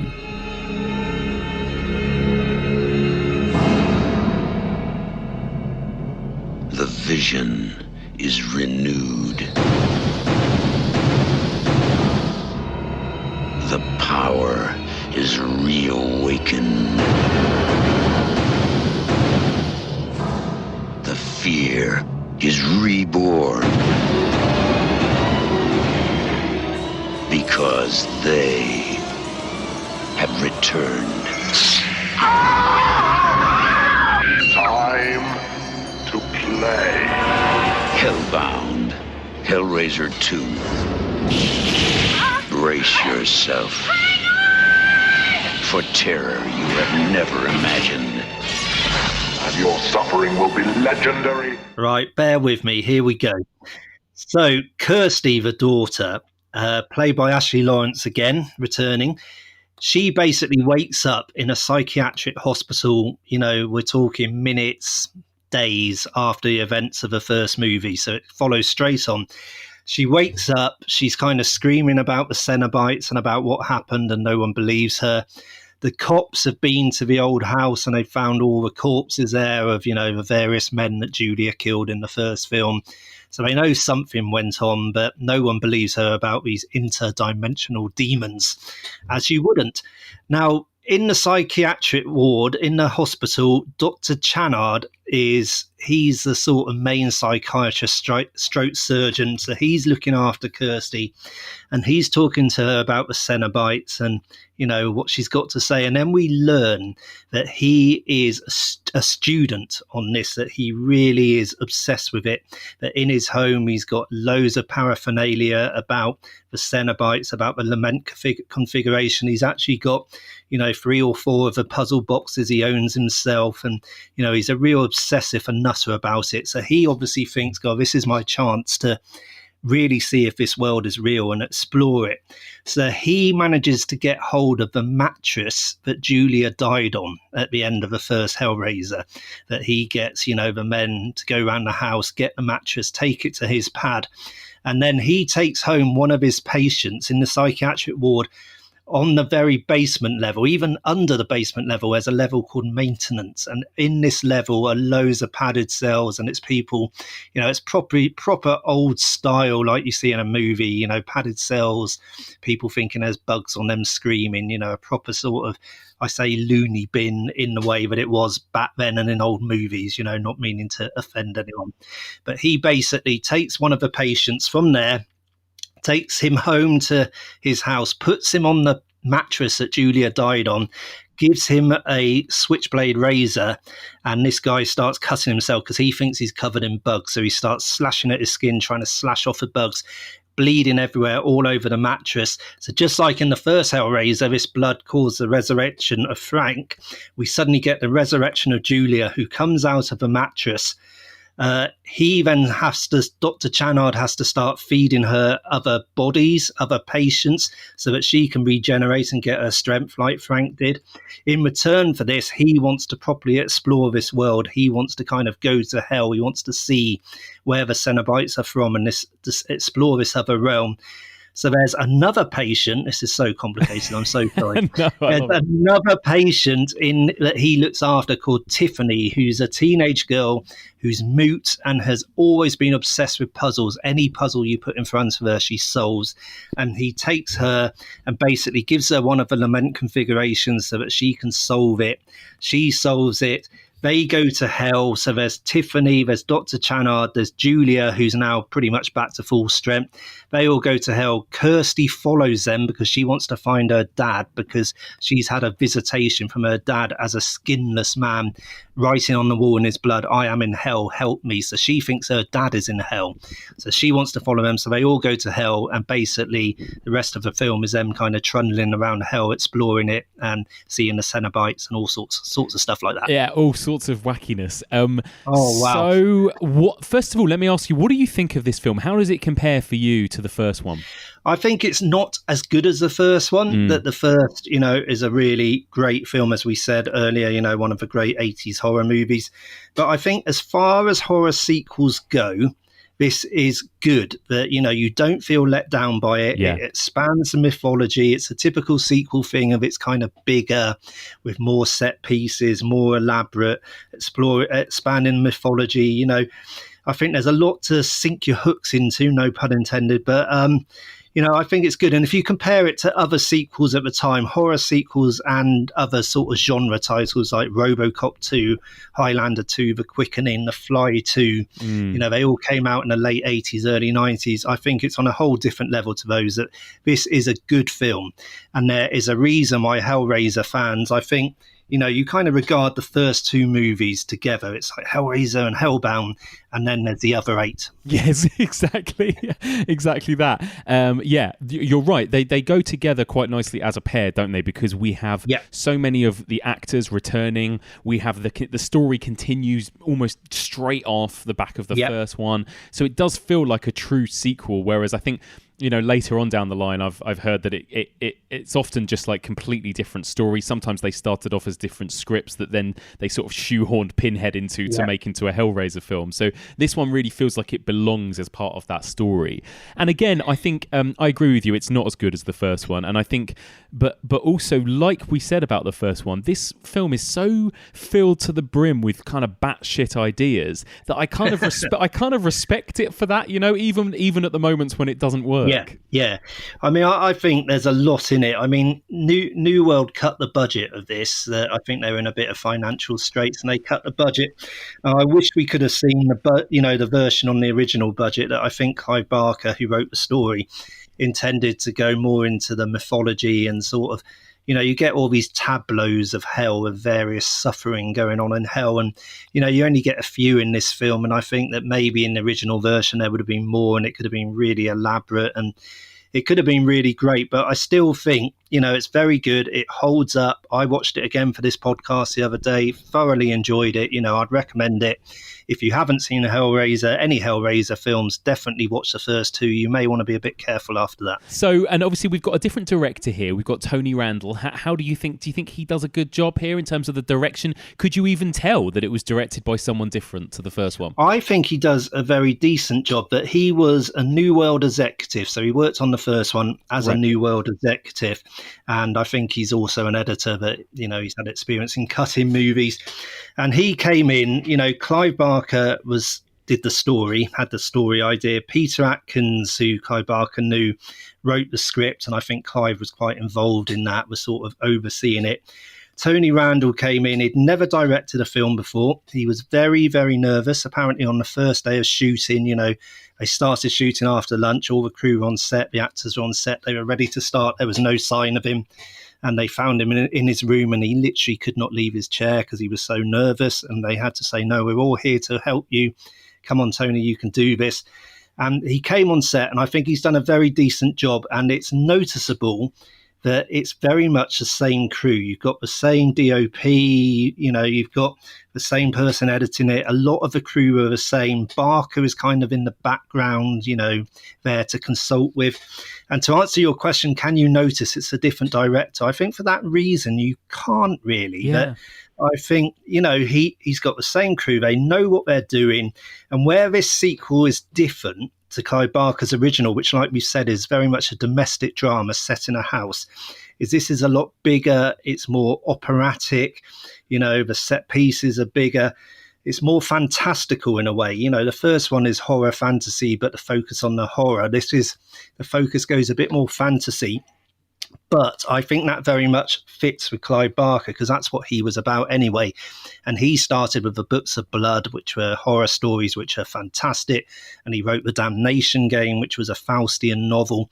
But as he went on, he was all about the big ideas, the imagination, the fantasy. And he started to do Weave World, Great and Secret Show, Cabal. So I think it kind of fits with Clive Barker's journey as well, that even if Clive had written this and had directed this, I think he would have taken it in this kind of direction. Yeah, I agree with you. I love the fantasy element in this. Again, it almost feels like we're watching some sort of adult version of Labyrinth or something at some parts of this. At some parts of this, and there's something quite Lovecraftian about it as well, I think. I really enjoyed that stuff. And when I first saw this, I don't think I knew anything about it, and I didn't know who was going to be in it. And I was so excited to see Julia come back, that Claire Higgins returns.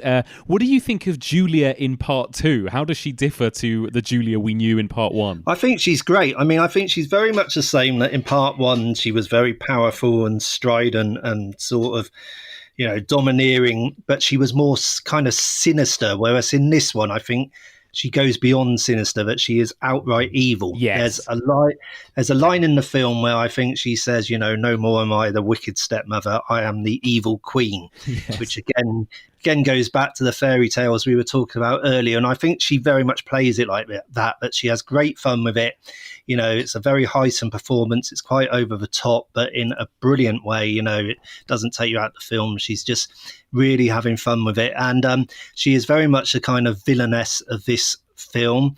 I think they wanted her to carry on, like we said earlier. They wanted her to, appear in all the sequels and be like their Freddy Krueger.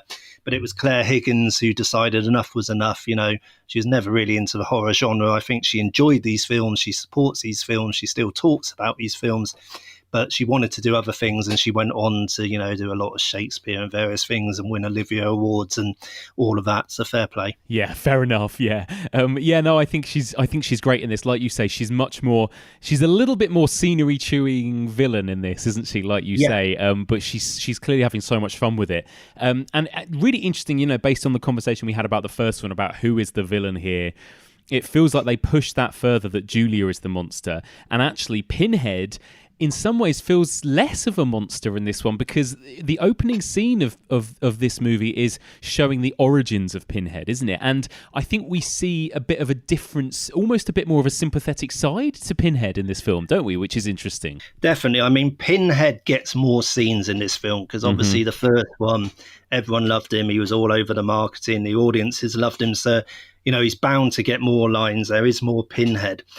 But like you say, it changes slightly. It opens, we see his origin story, that he was a World War I officer called Elliot Spencer. And after the end of the war, he's kind of seeking pleasure, a pleasure seeker like Frank Cotton was in the first one. He finds the box, the lament configuration, and that's how he kind of goes to hell and becomes Pinhead, becomes a Cenobite. So you get his backstory. He doesn't remember any of this. Later in the film, Kirsty actually confronts him with his picture of him as a soldier and makes him remember that he was once human. And, there's a real sadness in his eyes. There's a real melancholy. And like I said, it's kind of there in the first one that Doug Bradley has these dark, soulful eyes. But in this one, they really bring it out. And you find with all the Cenobites, they were all once human, and it does add another dimension to it. It does, doesn't it? And again, like you say, and sequels always do this, don't they? They take what was successful about the first one and they think we'll have a bit more of that. And, clearly Doug Bradley and the character of Pinhead must have struck such a chord. But I think it was really cool that they did give this character an extra dimension, I suppose, here, and they did give Doug Bradley that extra layer of a sort of emotional resonance almost in this character. And it's one of a few times, off the top of my head, I can't think of another time. There probably are many, people can write in or whatever, but it's one of a few times I think in horror movies that when they take a bad guy and they kind of explain him or give him more dimensions or give you an origin story, but it really, really works and it adds to the character. When you watch it with Michael Myers, in the Rob Zombie films, when they sort of, you learn how he became Michael Myers, and in some of the Texas Chainsaw Massacre sequels and the prequel, when you learn about Leatherface as a boy being bullied and all this, it just takes away the mystery, and what makes them kind of mythic and scary and faceless and terrifying all kind of dissipates. We don't want to know that stuff. We just want a guy in a mask with a chainsaw. He's terrifying. But in this one, it really works. Yeah, I totally agree with you. And again, it's because like we've already mentioned, there's something about this mythology that is just a bit more complex than some of those others, I think, isn't it? And it's just because I guess explaining Leatherface makes him less powerful and less scary, whereas there's something different. It does something different for Pinhead because he's not maybe the out and out villain anyway or something, or just all of these characters have a bit more to them than that, don't they? And he's also not an out and out villain in sense of all the other slashers, like you said earlier, you originally thought it was going to be a slasher film. All of the other slashers are all just about killing the teenagers, that's what they're there to do. Whereas Pinhead, or the lead Cenobite as he was in the first one, he is as much about bringing pleasure to people. They summon him, they want him. He comes in and yes, he ultimately kills them, which they kind of ultimately want because it's taking, S&M fantasies to the absolute extreme. But he also gives them what they want, and he gives pleasure as well as pain. So he's not just a straight black and white villain in that sense. But speaking of black and white villains, what about the new character of Dr. Philip Channard and his kind of role within this film? What do you think of him? I think he's okay. I mean, he's played by Ken Cranham, who again is a RADA trained actor. He's very good. I think he's got the chops that he carries the role. We first see him when he's a psychiatrist surgeon, and he's like your typical horror movie kind of evil doctor in a way. You know, you kind of a moment you see him in a mask, even before we know he's into the Cenobites and all this stuff. There's something about him that's not quite right. And then the more we get to know him, what's interesting about him is he knows exactly what he wants. He wants to explore this world. He wants to go to hell. He wants to meet the Cenobites. There's no trying to flee it like Frank did. He really wants to be involved in this. And then as it goes on, he actually gets turned into a Cenobite. He becomes a new guy in town. I think and his Cenobites, parts of it I like, parts of it I don't. We'll probably talk about that later. But what I don't like about it is that at the end of the film, when he kind of takes on the other Cenobites, he says, he has all these awful puns being a surgeon. He says something like, this is my operation now, and the doctor's in the house and all this kind of thing. But what I don't like about it is when he decides it's his operation, he kind of kills off all the other Cenobites in the blink of an eye, and he becomes the main guy. And I think that really undercuts the first film, that it's not fair on those Cenobites. They've been around years and years doing what they do. They're demons. You wouldn't just have some doctor rock up and kill them all in like 10 seconds flat. Yeah, and also it does feel a bit like some of the themes, some of the interesting stuff that we talked about for so long in the first one, this idea of sexual desire and suppression, and I don't know, a lot of that is kind of gone in this film, isn't it? It doesn't feel as interested in sort of people exploring their sexual desires and all of that stuff, does it? It's more about monsters and torture and blood and guts. Yeah, it is. I mean, you have got the thing that when Channard brings back Skinless Julia, who's played by Deborah Joel, a South African actress, because they always need, the same with Skinless Frank, they need a very sort of skinny actor so they can put the makeup on and they can look kind of, average build after all the layers of prosthetics.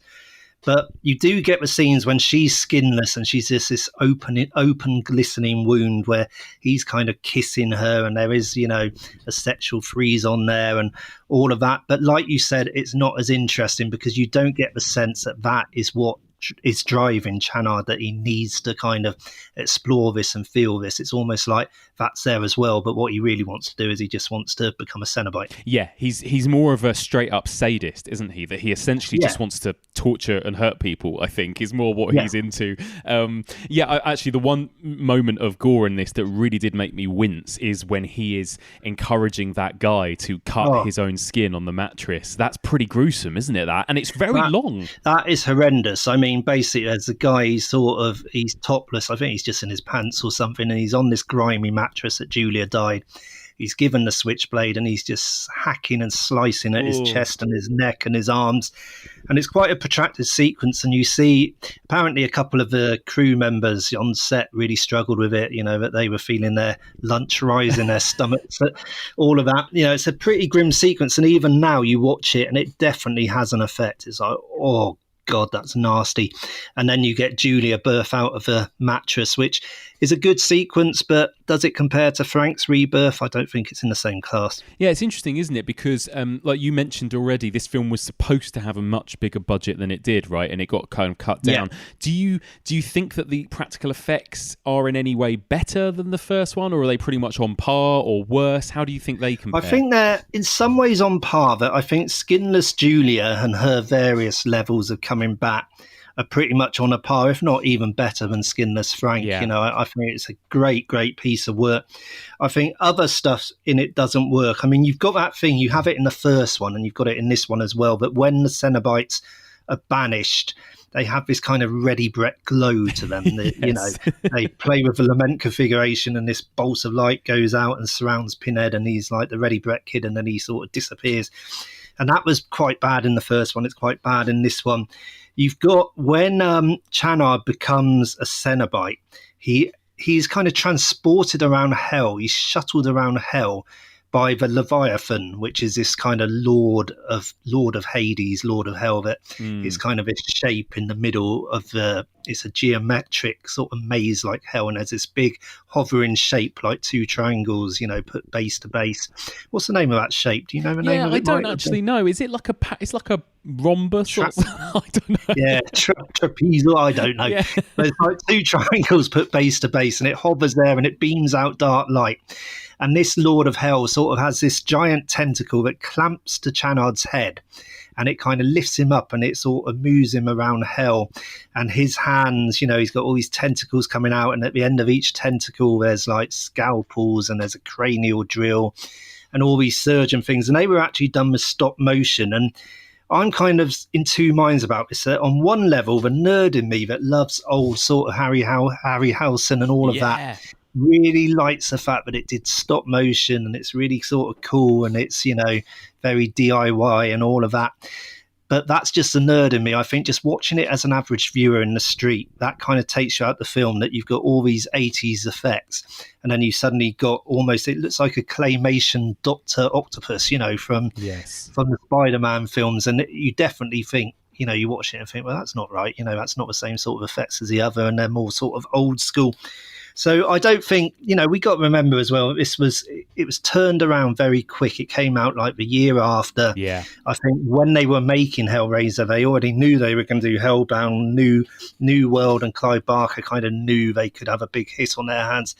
So it's not like we're going back to this world 10 years later and have the effects improved and all of that. I think, it's months later. I think some of the effects are as good. Some of them are ropey, like some in the first one were ropey. So my short answer is it's pretty much the same overall. Yeah, I would agree with you. It's like you said at the beginning of our chat, that it almost looks like you wouldn't notice it was directed by somebody different. Like you said, they've carried over so many members of the same crew.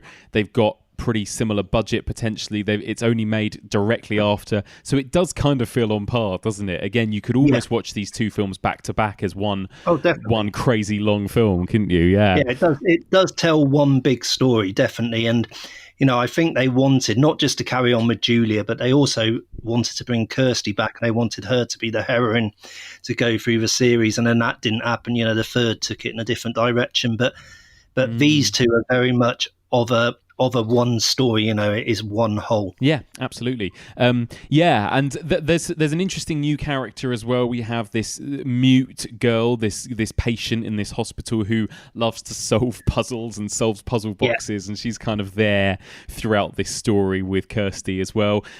How do you feel about her? Is she a good kind of addition to this mythology for you? I think she's fine. The actress, I think, has presence and she's good. The character's called Tiffany. Like you said, she's a puzzle solver. I think, to go back to what we said earlier about this whole idea of only the right people, can solve a lament configuration, and it takes great skill and great intentions and all this. The reason Channard gets Tiffany to do it is because she's an expert at puzzles, and it's like, she better solve it and I better go and see the Cenobites. And again, she just gets it and she sort of presses a button and it opens up. So that kind of thing, the whole thing, like we said, that a 5-year-old could solve it. That for me doesn't really work, but we say, okay, we'll take that on board.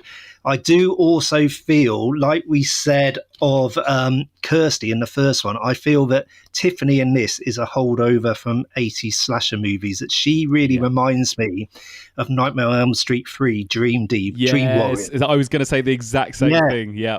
She's really got that vibe, but she's like this special kid with a special talent. And, she even looks like one of the characters in Dream Warriors, and she's kind of there to help fight the demons. And, it does feel like it's come in from the Elm Street series. It's so true. I was even when we were talking about the kind of overall tone of this film and how it feels a bit more of a fantasy than a horror, that also reminds me a bit of Dream Warriors, and the fact that it's set in a hospital too. It's really interesting, that parallel. But I do think she's good, like you say. The performer's good, and kind of interesting to have a new character brought into this journey. What about then? So we spend a big chunk of the film, I think most of the second half of the film, really in this hell dimension, this kind of labyrinth world. What do you think of that whole kind of latter half of the film and the way that world is realised? I think the world, like hell, is a really good creation, especially taking into account budget cuts and all of that. But I think it's done when you get the overview of the world and you see this vast, never-ending labyrinth. I think that was done with glass paintings, and then you go into the world and it's this geometric kind of maze. And the reason they did that is they wanted it to be like the corridors of the mind. It's a similar idea to what Stephen King had with the Overlook Hotel in The Shining, and then Kubrick, obviously, in his film version. And it's like, all these different corridors, this labyrinth of the mind. And it's a very ordered world that it's not like you'd expect hell to be. It's all sort of geometric corridors, and you go along and there's all different rooms. And in the different rooms, there's various tableaus of punishment. You go in and you see a giant baby like sewing up its mouth. And then you go in another one and there's all these writhing figures under blood-soaked sheets and all of this. And everyone has their kind of personal hell. This, I don't know what the original idea was, with Clive Barker when he originally kind of came up with it and they knew they were going to have a bigger budget. I do know that they wanted it to be more elaborate, and I imagine this is somewhere it probably got cut, because I think they could have done a lot more with that. Yeah. I think, we only see 3 or 4 rooms and kind of what's going on, and I think we could have seen, tens of them, and they could have really let the imagination run wild. Yeah. Go on, sorry, mate. No. I was agreeing with you, really. Yeah, I think, like, again, it's that idea that I think there are some cool ideas there. I think like the concept of it is really cool. I wonder if they'd have been able to do a bit more with it, like you say, if they just had a bit more money. Yeah. What's interesting is, like I said, it's this sort of geometric maze, hell, and because of the budget and all of that, they obviously weren't going to build the whole thing, so they only built like a small section of it, and they basically filmed it again and again, that they're just move bits around and they'd relight bits, and a kind of filming the same corner again and again, but making it as if these characters are walking for miles and miles through this maze. And I always find it interesting when films do that. I think it's so clever. I actually, terrible name drop here, but I went on set of High Rise, the Ben Wheatley movie, and that was exactly the same. That all they had was a sports centre, a disused sports centre, and I think it was just on 2 floors with like 1 flight of stairs, and they did the whole High Rise block from that. That's amazing. Every time they went up another flight of stairs, it was the same flight of stairs, redressed. Every time you went in different flats, it was the same rooms in the sports centre, but they sort of built new walls and made it smaller for, the crammed flats down the bottom and more spacious for the ones at the top and all of this. But it was all done in a sports centre, and you totally believe you're in this giant 100-story high-rise block. That's amazing, isn't it? Yeah, I love it when they do that as well. And there was something about this that reminded me a bit of... do you remember that funny genre film from the late 90s called Cube, where people get stuck in that kind of hellish Rubik's Cube? It reminded me a bit of that as well, that idea of kind of traps and kind of this hellish, this box that they're trapped in almost. It's it's a cool idea, and I like that kind of the geometric shapes and everything and part of it. And they start bringing in that kind of slightly more sleazy element as well, where we've got Frank and you've got the people under the bed sheets having sex and all of that kind of temptation that comes back there and everything. That's all quite interesting as well, isn't it? And it's nice to see Frank again. Yeah, definitely nice to see Frank. I do like the fact as well that when Clive Barker originally imagined it, because he came up with a story, the beast at the centre of hell, the Leviathan, which, like we said, is this shape that we can't remember the name of, but hovering above, beaming out light. Barker originally imagined that to be completely different. He thought it was going to be an actual big, horrible beast. He very sort of Lovecraftian with loads of tentacles writhing. And, they would have really had to get out the KY jelly and condoms for that one. They would have had to go to every local pharmacist and Boots and buy everything up to do that. But then it was Tony Randall, the director, who actually changed that idea. And when they took it to Barker and Peter Atkins, the scriptwriter, and when they took it to Barker, they were worried he was going to say, what the hell have you done? This isn't what I envisaged. But he liked it and said, yeah, go for it. What do you think of the it's pretty much the death of Julia, isn't it, when she sort of comes out of her skin and is destroyed that way? I thought that was quite a cool moment. Yeah, it was. Yeah. The whole skin sort of coming off like a snake skin and plummeting down. Yeah, that was fine. It was cool, wasn't it? And I liked that kind of final act twist when Kirsty is wearing the skin as well, and that little reveal. That was good. Yeah. I liked that. Yeah, a lot of that. Yeah, it's got loads of good bits in it. I do like it. I think the trouble is it's up against one of the best horror movies of the 80s. Exactly. And a movie, written by a guy with a fantastic mind, wonderful script, so many ideas. And this, I think it's a good sequel, but it's not the first one. I agree. So finally then, I mean, the way that this movie ends, I mean, we know, of course, that there are countless more sequels in the Hellraiser series, but does this kind of leave it open for another chapter, or does this kind of close off the story, at least as we know it? Well, it closes it off in terms of, the gate to hell is shut, Julia has been killed, and all of that. But it leaves it open to a sequel in that typical 80s horror way. There was a lot of 80s horror movies that did this, that, right at the end, you have the removal men come to take the mattress from Channard's house, the mattress that Julia died on and then was kind of rebirthed on. And as they're taking it away, one of the removal men suddenly kind of is eaten by the mattress, falls into the mattress, is sucked in. Yes. And then the pillar, which is in the first Hellraiser and in this one, it's a kind of pillar that rotates and all the chains come out of it, and you have all these faces of previous pleasure seekers are kind of carved into it. That rises out of a mattress, so oh, it's not over, the Cenobites will be back. And it really reminds me of the end of like the first Nightmare on Elm Street, when they actually had two endings. They didn't know how to end it. They had the ending where the mother is kind of dragged through the window of the door. Yeah. And then they had the ending where the kids are in the car and suddenly the window's shut and they can't get out and they're clawing, and you kind of know Freddy's back and he's going to continue his work. Yeah. And it's kind of like that. But a lot of 80s horror movies did this, that they just wanted that final sting to say, oh no, come back to a cinema in a year's time and pay your money and we're going to go again. Yes, exactly that. Now, I, to my shame, have never watched any Hellraiser films beyond the second one, actually. I've got the trilogy box set, but I still haven't sat down to watch part 3 yet. What about you, Jamie? What's your relationship with the rest of the Hellraiser series? It's not much different to yours, Mike, that when it originally came out, I saw Hellraiser 3, Hell on Earth. I saw Hellraiser 4, Bloodline. And then I drew a line under it because Bloodline was I mean, I'm saying this having seen it 25 years ago, 20 years ago, but Bloodline was so awful. That's the one where the Cenobites go to space. Oh, no. Set on a space station in the 22nd century. I think I'm right in saying it's a long time since I've seen it. But I just remember thinking, this is a travesty. What are they doing? I was so outraged that I drew the line there, and I didn't see there's 10 overall. So the 6 sequels after that I didn't see. But for this podcast, I went back last week and I watched the first 3. Because like you, I've got the box set, so I watched the Arrow ones. And the third one, even though it's not a good movie, it's certainly not on the level of the first one, nowhere near, not even on the level of the second one. Yeah. But I did find it very enjoyable. I mean, it's a bit naff, but it's one of those horror movies where it's a lot of fun and there's a lot of good gore. And, I enjoyed it and I thought, yeah, that was okay.